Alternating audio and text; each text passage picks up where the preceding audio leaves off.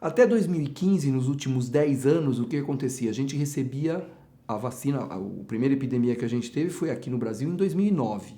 De 2009 a 2015, se tentou acertar qual foi o vírus da influenza B, porque são dois.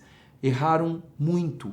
Então, a opção desde 2015 foi trazer para o Brasil a quadrivalente.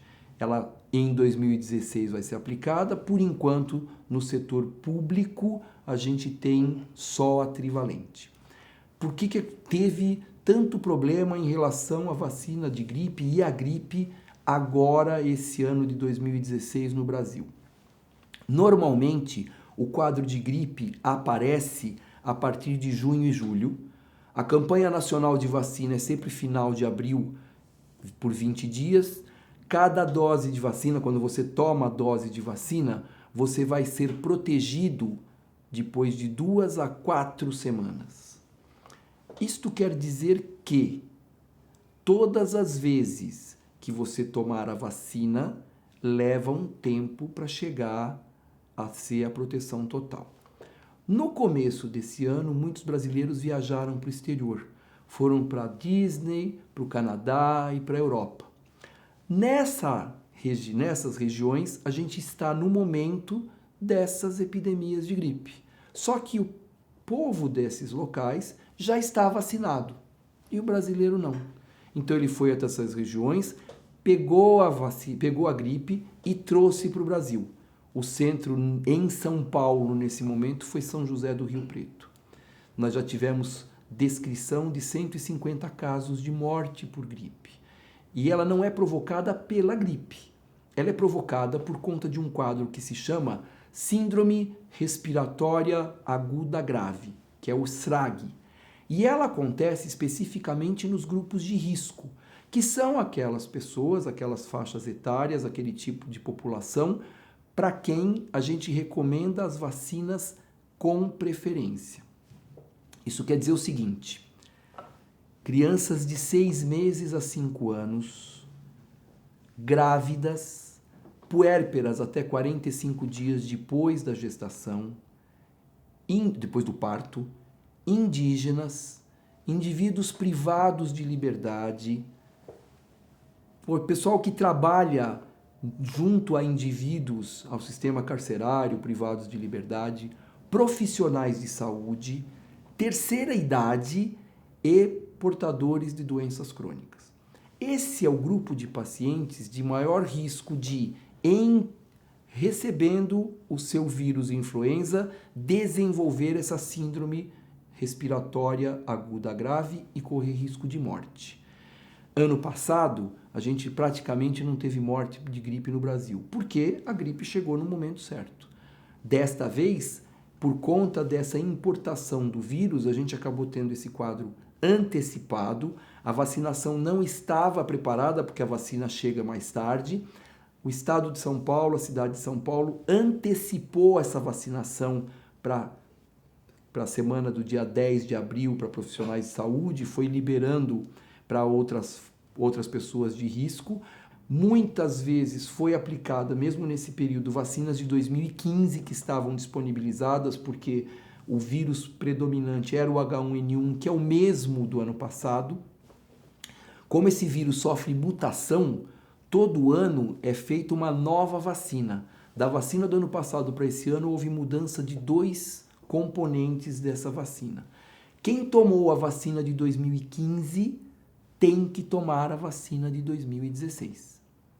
E o esquema de vacina é assim: de 6 meses a 3 anos, abaixo de 6 meses não é para fazer a vacina. A gente vai acabar tentando uma imunização através de imunizar a gestante e a puérpera depois de 45 dias de 45 dias do parto.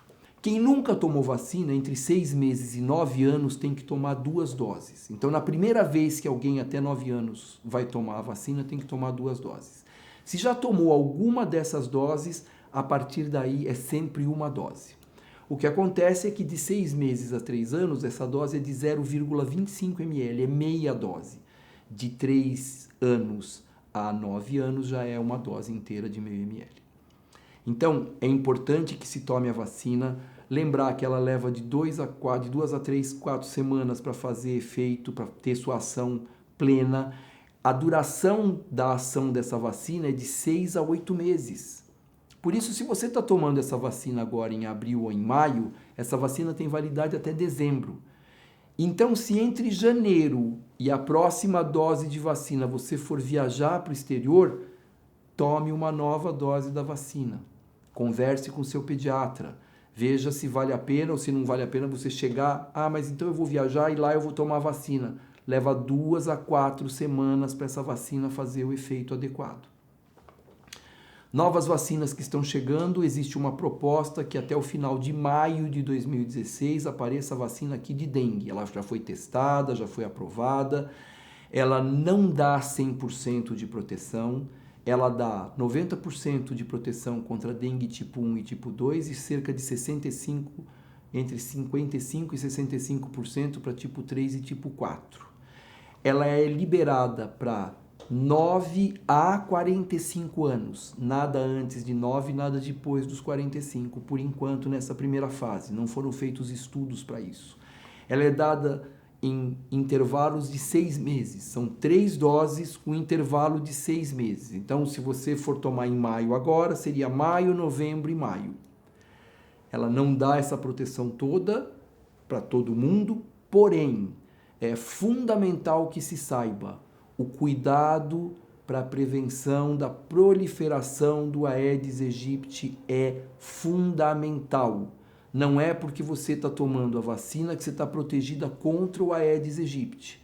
Então, muito cuidado, evite a procriação do mosquito porque ele provoca dengue, chikungunya e zika vírus. Aliás, deixa eu só fazer um adendo aqui que eu não fiz a respeito na parte de aleitamento materno. Apesar do Zika vírus ter sido encontrado no leite materno, a indicação é de continuar amamentando. Nem dengue, nem chikungunya, nem Zika vírus tem transmissão comprovada pelo leite materno. Então pode amamentar. Não temos vacina ainda de Zika vírus, apesar disso estar sendo trabalhado mundialmente devido ao grande risco de uma epidemia mundial desse quadro bastante grave, que quando afeta gestante, principalmente no começo da gestação, pode levar um bebê com microcefalia, e isso é bastante importante. Não temos vacina contra a chikungunya, estamos começando com a vacinação contra a dengue. Calendário vacinal, ele vai se modificando tempo a tempo. A gente teve vacinações que foram modificadas no esquema público no começo desse ano. Se tirou uma dose de hepatite A, se tirou uma dose da pneumo, se modificou data de vacina, se diminuiu uma dose do HPV. Isso vai sendo modificado de acordo com estudos, isso não é aleatório. O setor público tem essa ação, o setor privado tem uma ação um pouquinho diferente. E é sempre importante a gente ter na cabeça a seguinte noção. Quando a gente fala de vacinação geral, nós estamos pensando na população. Isso é a ação do Ministério da Saúde. Ele busca uma proteção populacional. Já a clínica de vacinação busca uma proteção mais individual. Qualquer pessoa pode ir lá e aplicar a vacina de acordo com a recomendação.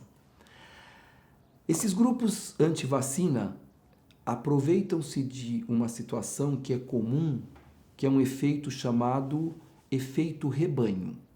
Isso quer dizer o seguinte: se eu tenho a vacina Sabin, que ela é eliminada pelas fezes, eu mudo a população que existe de vírus circulante. Sai o vírus circulante doença, entra o vírus circulante que é eliminado pelas fezes, vacina. Ou seja, por ação do rebanho, de todas as pessoas, quem não tomou a vacina acaba sendo protegido também. E existe um outro efeito que se chama efeito cocum. Isso é muito simples de entender. Se eu tenho aqui um grupo de pessoas e eu vacinar 10 dessas pessoas, quem está no meio dessas pessoas também acaba sendo protegido.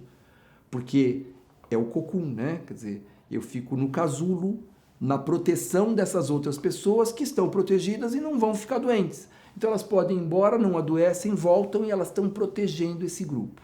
Se essa pessoa sair desse grupo, ela tem riscos.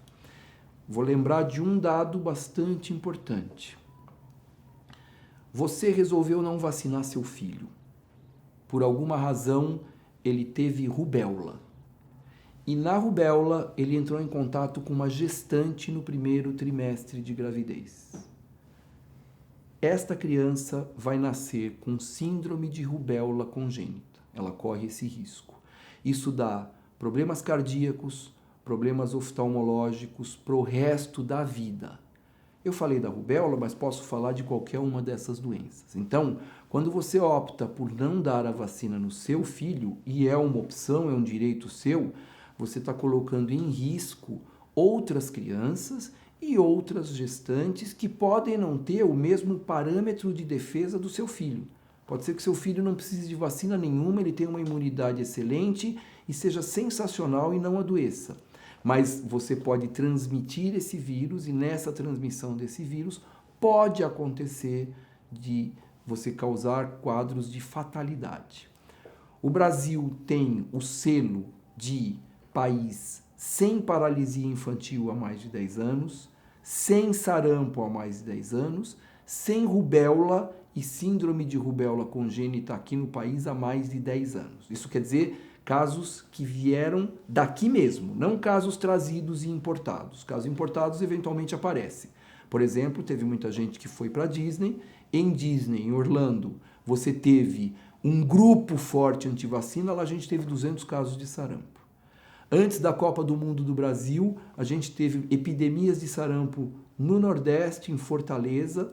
Foram quadros bastante importantes que requereram a ação da vigilância epidemiológica para ir lá e cercar esse processo. Ué, mas você falou que não tinha ninguém daqui? Verdade. Esse grupo e um outro grupo que foi para o Rio Grande do Sul foram os grupos que vieram da Copa da África. Lá eles vieram para o Brasil e de lá eles trouxeram essas doenças, a gente teve que controlar, o Ministério teve uma ação rápida e todos ficaram protegidos. Então o Brasil tem esse esquema. Então, lembrando que há 36 anos, quando eu me formei, o sarampo era uma das 2 principais causas de mortalidade infantil no Brasil.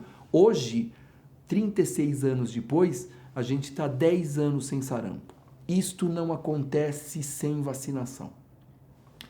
Aleitamento materno, desde a sala de parto, exclusivo em livre demanda até o 6º mês, estendido até 2 anos ou mais. Vacinação, esquema público, esquema privado, vão assegurar grande parte da imunidade dos seus filhos, especialmente nos primeiros 3 anos, onde a imunidade do bebê ainda está em fase de formação.